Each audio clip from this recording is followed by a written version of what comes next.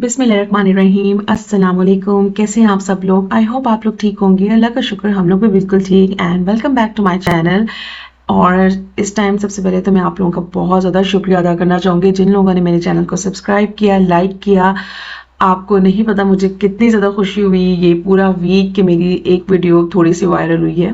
तो thank you so much. तो आज के ब्लॉग में हम लोग बेसिकली डिस्कस करने वाले हैं कि हम लोग यहाँ पे रमज़ान की सारी प्लानिंग कैसे करते हैं, बजट प्लानिंग जिसके अंदर सबसे मेन टास्क होता है, और हम लोग ग्रॉसरी कहाँ से करते हैं। ये सारी चीज़ें हम लोग यहाँ से डिस्कस करेंगे कि किस तरह से रमज़ान का महीना थोड़ा सा बजट फ्रेंडली वे में गुजारा जाए। अच्छा, नॉर्मली होता तो यही है कि रमज़ान में थोड़ा एक्सीड कर जाता है बजट, क्योंकि ऑब्वियसली अफ्तारीज भी होती हैं और नॉर्मल रूटीन में हम लोग इतना ऑयल भी यूज़ नहीं करते। रमज़ान में ऑयल भी यूज़ हो रहे हैं, पकौड़े समोसे बन रहे हैं, फ्रूट भी आ रहा है, तो ये थोड़ा सा आपका बजट एक्सीड हो जाता है आपके नॉर्मल बजट के, अगर आप उससे कंपेयर करें। तो आज हम लोग यही डिस्कस करने वाले हैं कि हम लोग रमज़ान को किस तरह से थोड़ा फ्लेक्सिबल बनाएं, थोड़ा प्रोडक्टिव बनाएं, और वो सारी चीज़ें करें कि एक बजट भी हम लोग का डिस्टर्ब ना हो। और ऑब्वियसली जो इबादत हम लोग करते हैं वो तो करेंगे ही इंशाल्लाह, बट अभी हम लोग का टॉपिक यही है डिस्कस करने का कि हम लोग का बजट किसी तरह एक्सीड ना हो। अच्छा, कुछ कमिटमेंट्स हम लोग माह रमज़ान में अपने आप से करते हैं। इस व्लॉग में मैं इबादत का तो भी ऑब्वियसली जिक्र नहीं करूँगी, क्योंकि वो सबका अपना पर्सनल मैटर होता है और ऑब्वियसली हर बंदा सेंसिबल इतना है कि वो इस प्रेस्टिजियस महीने को किस तरह से यूटिलाइज़ करे। रहमतों बरकतों वाला महीना है, तो ऑब्वियस सी बात है आपका एक एक जो अमल है, अच्छा अमल, उसका आपको 10 गुना ज़्यादा सवाब मिलेगा। और अल्लाह ताला से यही दुआ है कि हम सबको इस माह रमज़ान के मुबारक महीने में ज़्यादा से ज़्यादा रहमतें बरकतें समेटने की तौफीक अता फरमाए। तो आज के ब्लॉग में मैंने बेसिकली करनी है वीकली ग्रॉसरी। आपको पता है अब एक हफ्ता ही रह गया है रमज़ान आने में। 11 को इंशाल्लाह ताला एक्सपेक्टेड है फर्स्ट रोज़ा। अल्लाह ताला खैर और आफियत रखे। और हार्डली एक ही वीक रह गया है, तो मैंने अभी तक कोई एज एन प्रिपरेशंस नहीं की, और मेरा कोई बहुत ज़्यादा प्लान भी नहीं है कोई बहुत ह्यूज प्रिपरेशंस करने का। लाइक छोटी छोटी चीज़ें रेगुलर बेसिस से बनेंगी ही। और ये कि हम लोग फैमिली इतनी बड़ी नहीं है, तो फिर उसके अकॉर्डिंगली ही हम लोग उसी टाइम में सारे काम कर लेते हैं, और मेरा ख्याल है ये ज़्यादा इजी और फ्लेक्सिबल रहता है। बट कुछ छोटी छोटी चीज़ें मुझे प्री फ्रीज करनी है, बना के रखनी है, जिसके लिए सबसे पहले मेरे पास जो है ना मूंग की दाल पड़ी हुई थी छिलकों वाली, और मुझे समझ नहीं आ रही थी मैं इसको किस तरह से बनाऊँ। मेरी मदर ने मुझे कहा था कि तुम इसकी खिचड़ी क्यों नहीं बनाती। तो खिचड़ी तो यहाँ पे हम लोग बहुत शौक से नहीं खाते। मैं यही सोची थी बहुत अरसे से कि इसका क्या किया जाए, तो उन्होंने मुझे एक आइडिया दिया कि वाई नॉट टू मेक भल्लास, इसके बड़े बनाओ, दही भल्ले जो बनते हैं, और तुम बहुत ज़्यादा इंजॉय करोगी।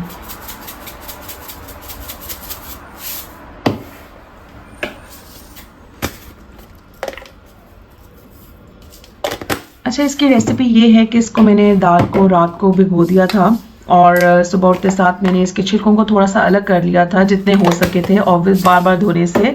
और इसके अंदर मैंने नमक डाली, मिर्च डाली, रेड चिली जो पाउडर होता है वो डाला, हल्दी थोड़ी सी डाली, ज़ीरा डाला, और इसको जो है ना कोरिएंडर पाउडर थोड़ा सा डाला, और फिर इसको मैंने ग्राइंड कर लिया था। और इसका जो मिक्सचर है बहुत फ्लफ़ी सा बनता है, बहुत स्मूथ सा बनता है, और आपने इसको एटलीस्ट 15 to 20 मिनट्स जो है ना अच्छी तरीके से बैटर को मिक्स करना है, और थोड़ा सा उसको स्टेबलाइज करने के लिए लाइक हाफ एन आवर के लिए रख दें आप ठहरने के लिए। उसके बाद आप एक वॉक लें, उसके अंदर ऑयल डालें, और ऑयल को बहुत अच्छी तरीके से आप लोगों ने गर्म करना है, और स्पून की मदद से ना, स्पून से अपने हाथों से जैसे भी आपको ईजी लगे, आपने बल्लों की शेप देनी है और इसको फ्राई करना है। अच्छा, इसको मीडियम टू हाई फ्लेम में ही फ्राई करना है। यहाँ पे मैं आपको इसका मिक्सचर दिखा रही हूँ कि कितना अच्छा लग रहा है, बहुत सॉफ्ट बना था, फ्लफी बना था। अच्छा, आप इसको अप टिल 1 मंथ भी स्टोर करके रख सकते हैं। बहुत मज़े के बल्ले बने थे, आगे जाके मैं आपको दिखाती हूँ।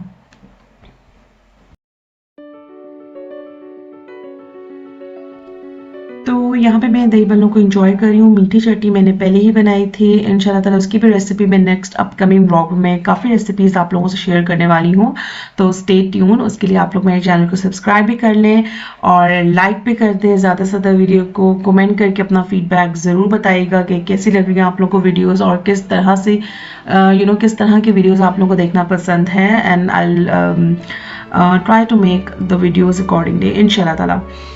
तो खैर हम लोग यहाँ पे अपनी वीकली ग्रॉसरी करने जा रहे हैं ओशान मॉल, और कुछ थोड़ी सी रमज़ान से रिलेटेड भी चीज़ें लेनी थी क्योंकि मेरे पास कुछ आइडियाज़ थे और मैं चाह रही थी कि मैं 1 वीक बिफोर ही आप लोगों से शेयर कर लूँ। तो उसके लिए मुझे ऑब्वियसली थोड़ा आलू बल्क में चाहिए थे, जो समोसे बनेंगे इंशाल्लाह ताला उसके अंदर काम आएंगे। पालक चाहिए थी, चने चाहिए थे, जो वाइट चना होते हैं वो चाहिए थे, और इसी तरह ही मुझे चाहिए था बेसन ढेर सारा। तो खैर हम लोग यहाँ पे आए हैं मॉल, और यहाँ पे हम लोगों ने छोटी छोटी सारी अपनी जो ग्रॉसरी की आइटम्स होती हैं वो ली हैं, जिसमें दूध, दही, अंडे, कुछ सब्जियां, फल जो होते हैं वो तो रेगुलर बेसिस पे आते ही हैं। इसके अलावा ये कि कुछ रमज़ान की डेकोरेशन भी यहाँ पे आई हुई थी, इतनी प्यारी लग रही थी, लाइक इतना खूबसूरत लग रहा था ना। And I am so glad कि एटलीस्ट गोरे भी ये जो है एक्नॉलेज थोड़ा सा करते हैं और थोड़ा हम लोगों के लिए भी एक रमज़ान का कॉर्नर जो है ना वो डेकोरेट करते हैं। तो यहाँ पे मुझे प्लांट्स बहुत अच्छे लग रहे थे, और मेरा दिल चाहता मैं एक प्लांट ले लूँ, लेकिन इनको लुक आफ्टर करना भी एक हैसल है, एक टाइम कंज्यूमिंग काम है, जिसके लिए मैं अभी रेडी नहीं थी और इसलिए मैंने स्किप कर दिया आइडिया। अच्छा, काफ़ी ज़्यादा ऑफर्स भी लगी हुई थी, बट टू बी ऑनेस्ट मुझे तो इस टाइम कुछ भी नहीं चाहिए था। मैंने सिर्फ एक व्यू आप लोगों के लिए कुछ छोटे क्लिप्स लिए कि आप लोग भी अगर लक्समबर्ग रहते हैं, जो लोग मुझे यहाँ से देख रहे हैं वो भी जाके देख लें, और अगर किसी ने कोई चीज़ लेनी है तो वो उस अपॉर्चुनिटी को अवेल कर लें।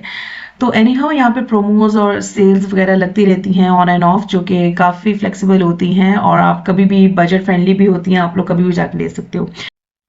और ये कि यहाँ पे मुझे बास्केट बहुत प्यारी लग रही थी। इतनी खूबसूरत चीज़ें होम डेकोर की आई होती ना कि आपका दिल हर हर चीज़ पे आ रहा होता है और आपका दिल चाहता है आप ये सारी चीज़ें ले लो। खैर यहाँ पे मेरी नज़र पड़ी एक रमज़ान कैलेंडर पे, तो मैंने कहा क्यों ना भाई इसको लिया जाए और अपने किचन में लगाया जाए। यहाँ पे बच्चे जो होते हैं उनको बताने के लिए छोटी छोटी इस तरह की हम लोग को अरेंजमेंट्स करनी पड़ती हैं, क्योंकि ये बहुत ज़्यादा ज़रूरी है बच्चों की प्रॉपर उनको इस्लाम से कनेक्ट करने के लिए, ताकि उनको पता चल सके कि एक रमज़ान का महीना है वो आ रहा है। और मैंने तो बुक्स भी ली हुई हैं इस तरह से, ईद की बुक, रमज़ान की बुक, और इसी तरह मस्जिद मदरसा बुक, और इसी तरह की छोटी छोटी ग्रीटिंग्स जो हमारे त्यौहार है ना उससे रिलेटेड मैंने सारी ऐसी बुक्स ली हुई ताकि बच्चे कनेक्ट फील करें, क्योंकि इतने छोटे बच्चे हैं भी उनको इतना आइडिया नहीं है इस्लाम से रिलेटेड, बट स्टिल हम लोग यहाँ पे बाहर रहते हुए पूरी कोशिश करते हैं। आई एम श्योर कि हर पेरेंट्स जो हैं वो अपनी अपनी जगह बहुत इंपॉर्टेंट रोल प्ले कर रहे हैं इस चीज़ को इनकरेज करने के लिए, ताकि घर में एक ऐसा एटमॉस्फेयर क्रिएट किया जाए कि बच्चे जो हैं वो खुद ब खुद हमसे क्वेश्चंस करें और हमें फॉलो करें। और होता भी यही है कि जब तक आप लोग खुद नमाज नहीं पढ़ते, जब तक आप लोग खुद किसी चीज़ अपने अंदर डिसिप्लिन ही ना लेके आते, बच्चे भी ऑब्वियसली आपको फॉलो नहीं करेंगे। तो कहते हैं ना action speaks louder than words, तो ये वैसे बहुत इंपॉर्टेंट चीज़ है। जब तक आप लोग खुद अपने अंदर डिसिप्लिन नहीं पैदा करेंगे, वो अमल करके नहीं दिखाएंगे बच्चों को, बच्चे भी ऑब्वियसली नहीं देखेंगे। बच्चों को विजुअल्स जो है बहुत अट्रैक्ट करते हैं। आपने देखा होगा बहुत से छोटे बच्चे जब पेरेंट्स नमाज पढ़ते हैं या उनके ग्रैंड पेरेंट्स नमाज पढ़ते हैं, बच्चे भी उनके साथ खड़े हो जाते हैं और नमाज पढ़ना स्टार्ट कर देते हैं, एक्ट करते हैं। और इसी तरह ही उनके अंदर बचपन से ही ये चीज़ इनग्रेव हो जाती है कि ये हम लोगों ने करना है। और जब आप 5 टाइम्स रिपीट कर रहे हो तो फिर बच्चों के अंदर क्यों नहीं ऐसी अच्छी हैबिट्स डेवलप होंगी। तो खैर जो बाहर रहते हैं ना अब्रॉड, उनके ऊपर डबल ट्रिपल रिस्पॉन्सिबिलिटीज़ होती हैं। यहाँ पे आपके ग्रैंड पेरेंट्स, दादा दादी, नाना नानी नहीं होते, आप ही सोल रिस्पॉन्सिबिलिटी होते हैं अपने बच्चों के ओवरऑल वेल बीइंग के लिए, डेवलपमेंट के लिए, उनके अंदर अच्छी आदतें पैदा करने के लिए। पाकिस्तान में थोड़ी सी आपको ये लग्जरी मिल जाती है कि आपके ग्रैंड पेरेंट्स जो हैं वो बच्चों को नमाज भी पढ़ाना समटाइम सिखा रहे होते हैं, कुरान भी पढ़ाना सिखा रहे होते हैं। मेरी बात कीजिए तो मैंने अपनी दादों से कुरान पढ़ना सीखा था। तो ये एक बहुत लग्जरी है जो हम लोग को मिल जाती है। यहाँ पे भी बच्चे ऑनलाइन पढ़ रहे हैं, जो 7, 8, 9 ईयर्स के बच्चे जब यहाँ से स्टार्ट करवाते हैं बच्चों को, तो वो भी पढ़ रहे हैं। बट ये कि यहाँ के पेरेंट्स के ऊपर थोड़ी सी रिस्पॉन्सिबिलिटी ज़्यादा हो जाती है। दूसरा ये कि I believe parenting is very difficult, specially when you are living in abroad. I think बहुत ज़्यादा आपके ऊपर रिस्पॉन्सिबिलिटी आ जाती है। मुझे पर्सनली बहुत फील होता है कि मुझे ये भी बताना है अपने बच्चों को, ये भी करना है, इस तरह करना है। मतलब छोटी छोटी ईद है तो ईद के लिए ईद मुबारक का बैनर लेके आना, अच्छे से डेकोरेट करना, लाइटिंग्स लगाना, ताकि बच्चे थोड़ा इन्वॉल्वमेंट शो करें, बच्चों को थोड़ी सी मोटिवेशन मिले, इनकरेजमेंट मिले कि अच्छा जी कोई एक त्यौहार है। उसके अलावा तो यहाँ पे एज इन कुछ बहुत लाइक पाकिस्तान की तरह अट्रैक्टिव नहीं होता। तो खैर हम लोग बात कर रहे थे रमज़ान की और रमज़ान की तैयारियों की। तो मैं यहाँ पे सारी बास्केट देख रही थी, इसके अंदर मैं सोच रही थी कि क्या क्या रखा जाए। मैंने यहाँ पे एक बास्केट ली थी और एक छोटा सा प्लांटर लिया था आर्टिफिशियल, वो मैं आपको इंशाल्लाह ताला नेक्स्ट व्लॉग में दिखाऊंगी। और यहाँ पे होम एक्सेसरीज की चीज़ें देखना तो वैसे ही मेरा फेवरेट काम है। और मैंने अपने हस्बैंड से कहा आप जाके दूसरी तरफ देख लें, मैं यहाँ पे रोम अराउंड करके आती हूँ, देखती हूँ कि क्या क्या चीज़ें नई नई आई हुई हैं। अच्छा, जो मेरे माइंड में था ना, मैंने वो सब चीज़ें ले ली थी और कुछ चीज़ें मैंने फ्रीज़ भी करनी थी। लाइक जिस समय समोसे की पट्टी लेके आई थी, उसके लिए मैंने आलू लिए। और फिर अब मैं इंशाल्लाह नेक्स्ट व्लॉग में आपको दिखाऊंगी कि मैंने समोसे कैसे बनाए और रोल्स भी बनाए थे, वो भी मैं आपको दिखाऊंगी। इसके अलावा ये कि अगर आप लाइक चने अगर खाते हैं, चना चाट बनाने के लिए चने, तो वो भी आप फ्रीज़ कर सकते हैं बॉईल करके। उसको भी आप अब टिल 25 to 30 डेज यूज़ कर सकते हैं।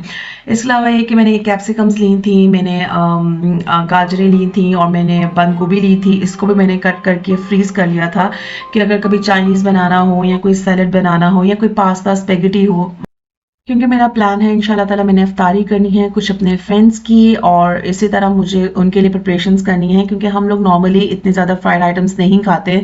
हम लोगों की यही होती है इफ्तारी कि उन्होंने चाट बना ली, फ्रूट चाट जो होती है, दही बल्ले हो जाए, ये बना ली। इसके अलावा ये कि बहुत हार्डली ही हम लोग समोसे पकौड़े वगैरह बनाते हैं। बच्चों ने खाने हो तो वो एक अलग इशू है, बट अपने लिए स्पेशली तरद्दुत नहीं करते।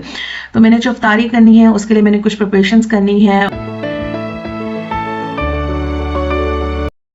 मैंने कुछ बनाया था मसाला और उसको भी मैंने फ्रीज कर दिया था, वो भी इंशाल्लाह ताला मैं नेक्स्ट व्लॉग में आपसे शेयर करूंगी। ये व्लॉग बेसिकली ग्रॉसरी से रिलेटेड था और कुछ आप लोगों को बताना था कि हम लोग यहाँ पे कैसे रमज़ान की प्लानिंग करते हैं, बजटिंग कैसे करते हैं, और स्पेशली ये कि बच्चों को कैसे बताते हैं, जो कि सबसे इम्पोर्टेंट एक टास्क होता है पेरेंटिंग का। अच्छा, मैंने ना सुबह उठते साथ ही चिकन निकाल दिया था, बट मैंने ऐसे कुछ प्लान नहीं किया था कि मैंने लंच बनाना है कि डिनर बनाना है और ये कि बनाना क्या है। बट मेरे जहन में एकदम से ख्याल है कि बिरयानी से ज़्यादा कोई अच्छी ऑप्शन हो ही नहीं सकती।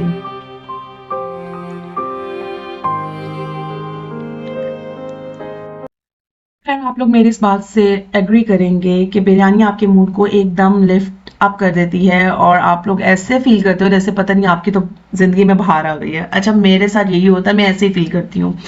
तो खैर इंशाल्लाह तब आप लोगों से नेक्स्ट व्लॉग में मिलूंगी। अपना बहुत ज़्यादा ख्याल रखिएगा एंड मेरे चैनल को प्लीज़ सब्सक्राइब कर दीजिएगा, इसको शेयर और लाइक करना प्लीज़ मत भूलिएगा। थैंक यू, टेक केयर, अल्लाह हाफिज़।